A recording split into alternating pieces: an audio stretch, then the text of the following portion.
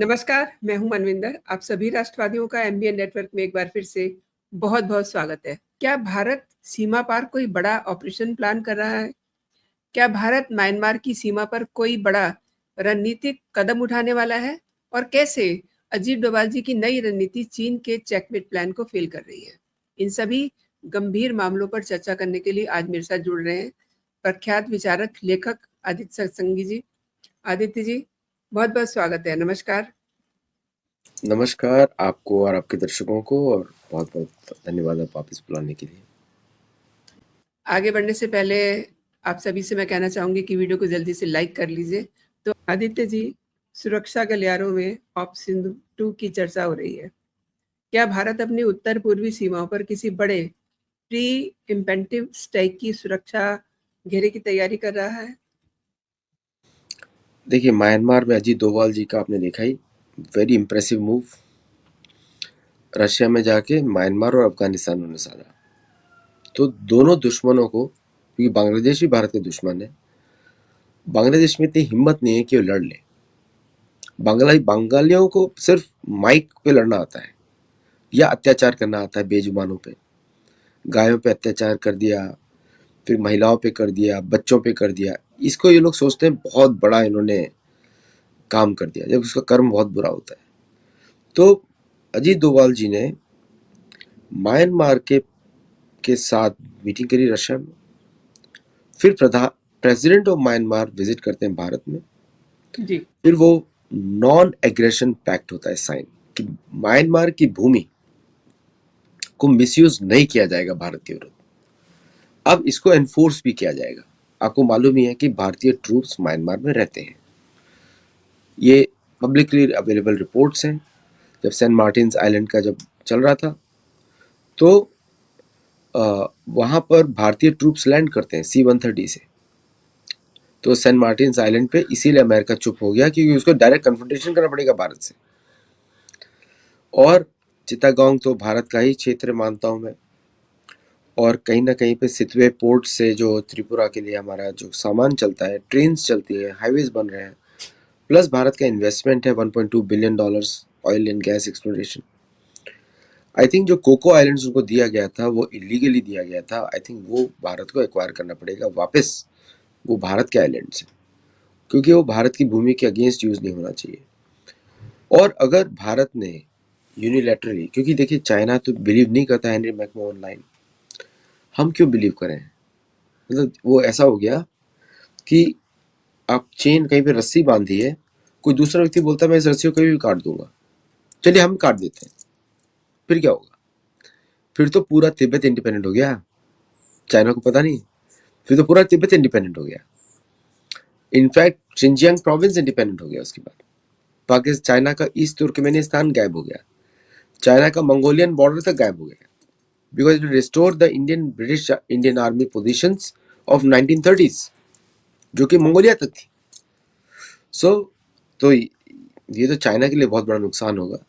तो I think China को मालूम होना चाहिए the risk of continuing nonsense against Bharat, either through Pakistan और बांग्लादेश और म्यांमार। क्योंकि अगर भारत ने उसको ऑपरेट करना शुरू किया, जो भारत ने जो पॉलिसी है जो पाकिस्तान के विरुद्ध यूज करता है, चाइना के विरुद्ध यूज करना शुरू कर दिया, China will not be able to survive. China नहीं लड़ सकता। मशीन्स नहीं लड़ती युद्ध, इंसान लड़ते हैं। सो वो नहीं सर्वाइव कर पाएगा। सो म्यांमार का इंसिडेंट से चाइना भी टेक ओवर होता है, चाइना को भी नोटिस मिलता है। और जिस तरह अराजकता फैलाई हुई है चाइना ने नॉर्दर्न बर्मा में, म्यांमार में, अमेरिका ने नॉर्दर्न म्यांमार में फैलाई हुई है, वो अब बंद होना शुरू हो जाएगा। क्योंकि भारतीय फोर्सेस अब पैक्ट हो गया है। भारत मेरे ख्याल से एक्सपेक्टेशन पैक्ट भी कर ले, और भारत वहाँ से मिलिट्री बेसिस भी सेटअप करे नॉर्दर्न म्यांमार में, सेंट्रल म्यांमार में और सदर्न म्यांमार में। I think things will be much better. और अगर रही बात आपकी अफगानिस्तान की, तो आपको मालूम ही है, तो जो आपका क्वेश्चन था, यस, भारत ईस्ट से सिक्योर कर रहा है, और ताकि उसका फोकस नॉर्थ और नॉर्थ वेस्ट में हो या वेस्ट में हो। तो अब वहाँ पे और भारतीय सेना नॉर्थ ईस्ट में is too big for China as well as Myanmar as well as America. क्योंकि फर्स्ट ऑफ ऑल अमेरिका को उधर आने के लिए बे ऑफ बंगाल से जूझना पड़ेगा, जहाँ पे भारतीय नेवी है। फिर उससे नॉर्थ में गया तो भारतीय forces are two strong mountain divisions है वहाँ पे, जो कि और मल्टीपल डिप्लॉयमेंट्स हैं which can project into China any time. And Aditya ji, Bharat हमेशा म्यांमार की सेना का साथ देता रहा है, लेकिन अब ये खबर आ रही कि विद्रोही जो समूह है, एंटी जुंता फोर्सेस, उनसे भी बात हो रही है। क्या ये चीन के प्रभाव को कम करने के लिए भारत का मास्टर स्ट्रोक साबित होगा? देखिए, चाइना म्यांमार से भारत को हमेशा प्रॉब्लम रही है। मणिपुर, मिजोरम, त्रिपुरा, सारा का सारा support he across the border से। कुकी मिलिटेंट्स, कुकी तो यूएस स्टेट डिपार्टमेंट का सपोर्ट रहता है उसको, यूएस के लोग पकड़े जाते हैं वहाँ पे। तो भारत वो सब बंद करना चाहता है और टेरेन बहुत ही डिफिकल्ट है। टेरेन का आपको ध्यान रखनी चाहिए, it is impossible to monitor. तो वहाँ पे एडवांस टेक्नोलॉजी भी यूज़ की जा सकती है, प्लस भारतीय मिलिट्री के एक्शंस तो चलते रहते हैं वहाँ पे। और देशवासियों को याद होना चाहिए भारत में कि कितना बलिदान दिया जाता है, यू कांट इवन इमेजिन, है ना, कि लोग रक्षा के लिए क्या क्या कर रहे हैं। तो देश में लोग थोड़ा रिस्पॉन्सिबल रहें, क्योंकि for to honour the soldiers. मैं तो एक सरकार की पॉलिसी चेंज करवाना चाहता हूँ। मेरा रिक्वेस्ट रहेगा कि जो भी आप लैंड पकड़े छोड़े ना, whatever you win keep it and name it in the name of the soldiers who did that work, to honour those soldiers. और उनके जो परिवार है उनको वहाँ रहने के लिए मुफ्त में जमीन दी जाए, सबको एक एक एकड़ की जमीन दी जाए जिन्होंने उस ऑपरेशन में पार्ट लिया। एक एक एकड़, ज़्यादा नहीं, एक एकड़, क्योंकि वहाँ जमीन बहुत है, पॉपुलेशन कम है। तो जो भी आप एक्वायर करें ईस्ट में, उसको एक एक एकड़ दे दें और उसके लिए म्यांमार गवर्नमेंट से साइन कर ले पैक्ट कि इनको सिक्योरिटी आप लाइफ लॉन्ग देंगे। ऐसे करें, देखिए कैसे जल्दी जल्दी खत्म होता है। बिकॉज बिना दंड के कोई असुरवाद खत्म नहीं होता, और दंड देने का अधिकार सिर्फ उन्हीं को है जो वेदों का पालन करते हैं, किसी और को है ही नहीं। बाकी लोगों को दंड लेने का अधिकार है, देने का नहीं है। तो ये जो नॉर्थ ईस्ट का जो पॉलिसी है, इसमें बहुत चेंजेस अभी मेरे को ऐसा लगता है कि अब, क्योंकि म्यांमार की जो वेपन्स हैं काफ़ी कमज़ोर है, और भारतीय military is one of the, मैं बोलूँगा नंबर 1 है इस समय दुनिया में। अमेरिका की नंबर 2 है या 3 है बोलेंगे, क्योंकि नंबर से कुछ नहीं होता, नंबर से कुछ नहीं होता, क्योंकि हमने देखा ईरान वॉर में कैसे हुआ।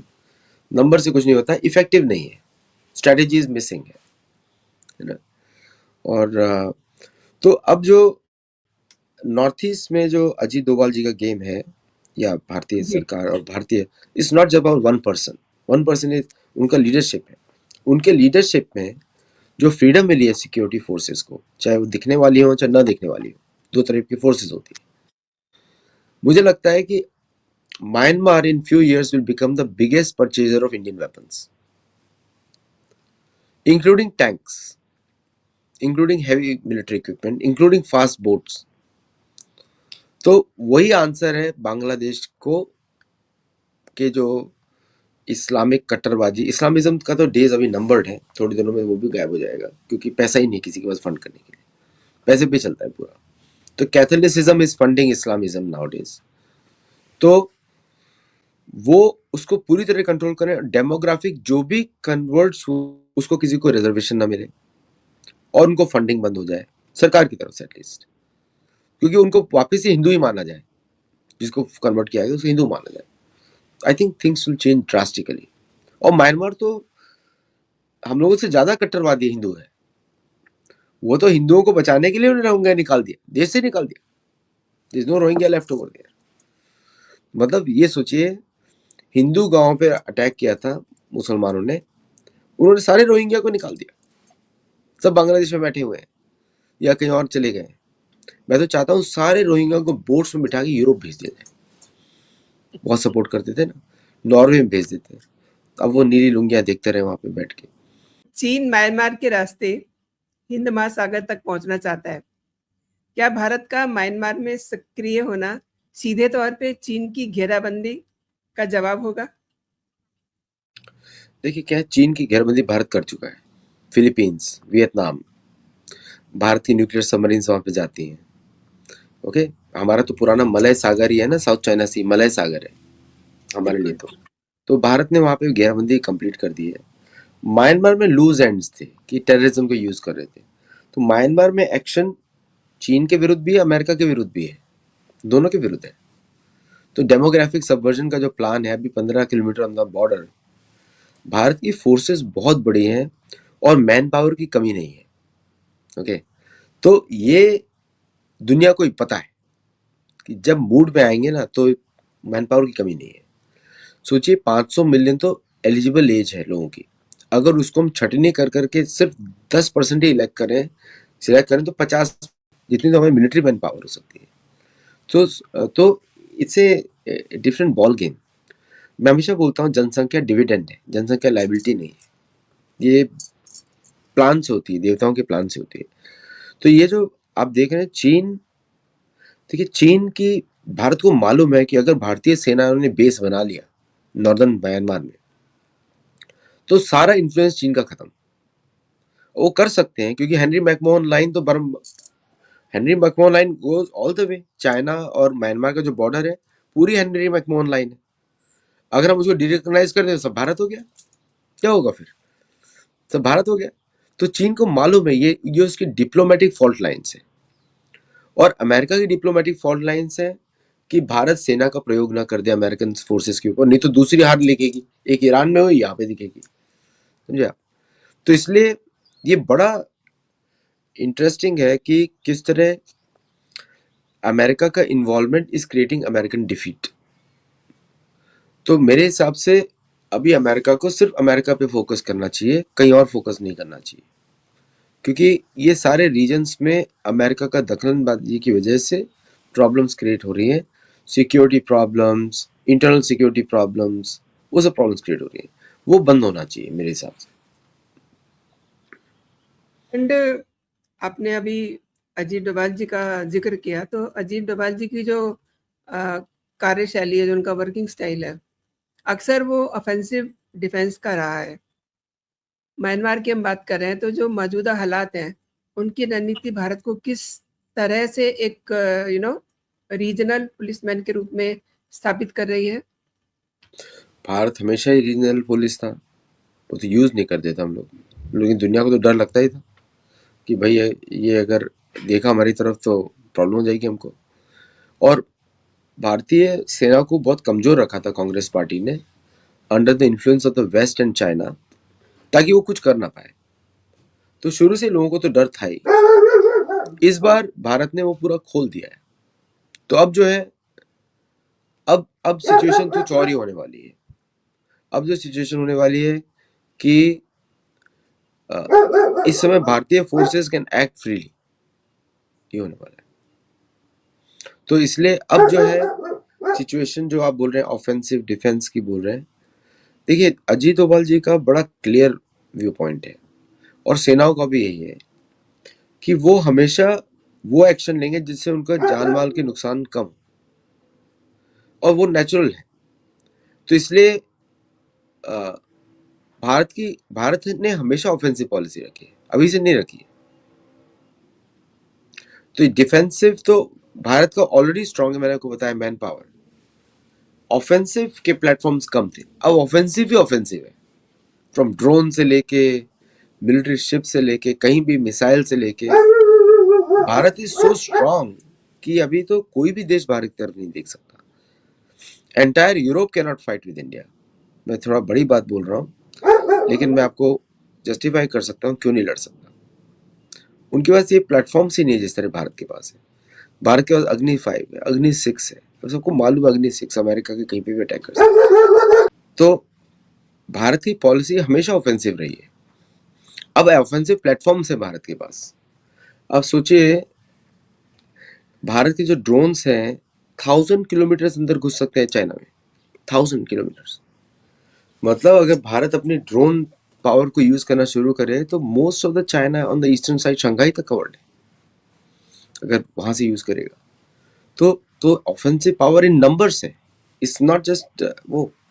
तो जो पहले प्लेटफॉर्म्स नहीं थे अब प्लेटफॉर्म से हमारे पास, तो अब हम लोग बिहाइंड एनिमी लाइंस ऑपरेट कर सकते हैं, चाइना को मालूम है। तो चाइना के पास ओनली ऑप्शन है cease and desist. The cost of Chinese interference in Myanmar and Pakistan and Bangladesh will be very high for China. American को मालूम है कि भाई अग्नि 6 रेडी है।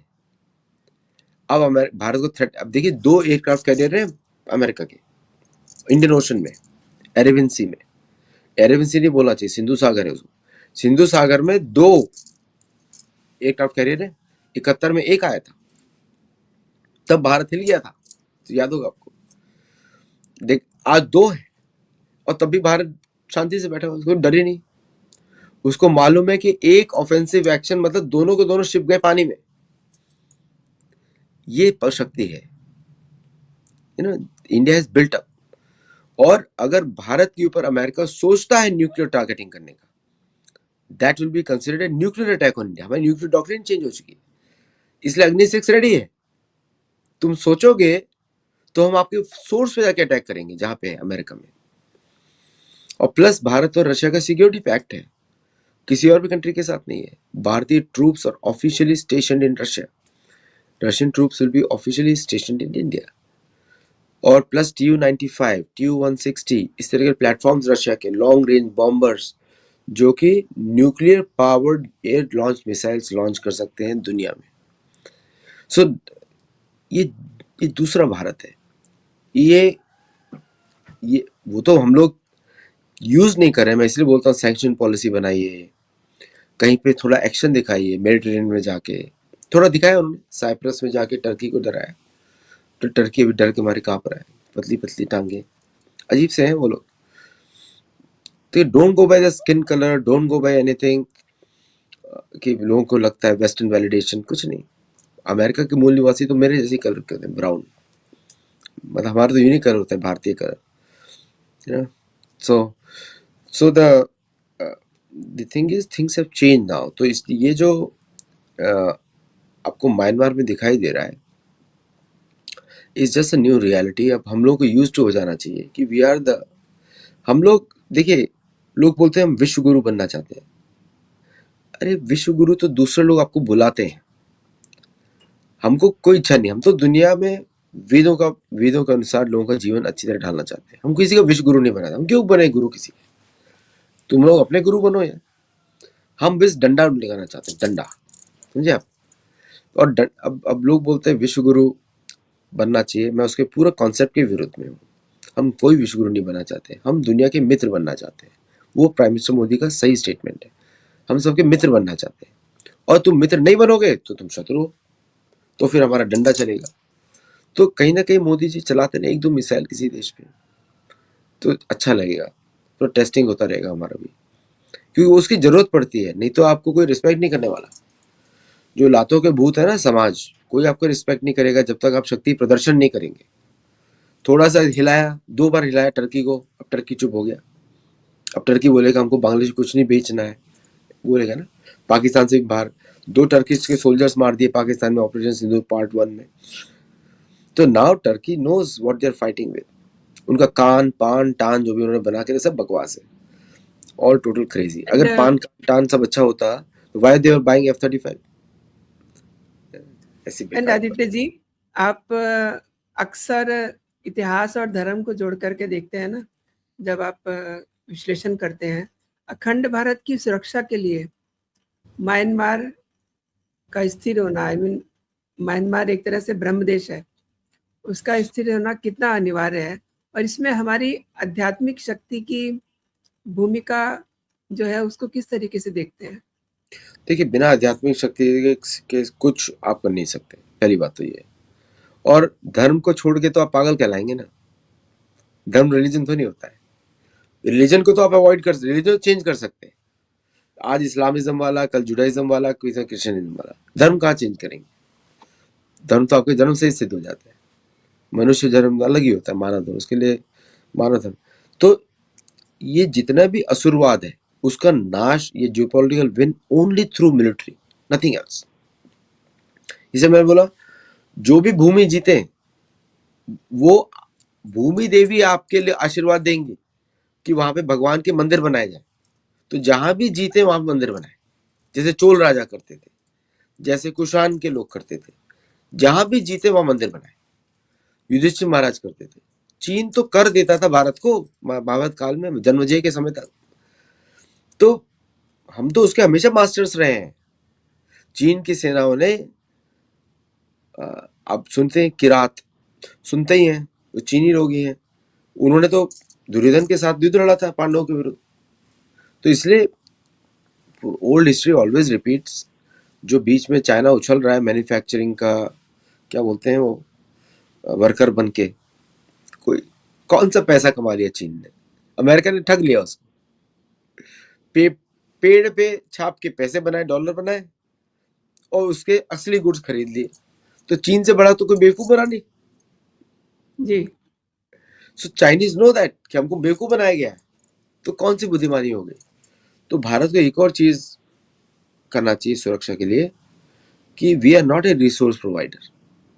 हम वेस्ट को अपने रिसोर्सेज नहीं देते, और जितनी भी एआई है, क्लाउड है, ये सब इसको बैन करना चाहिए मेरे हिसाब से, चैट जीपीटी, और भारत के ही एआई, सर्वम एआई, उनको यूज करना चाहिए।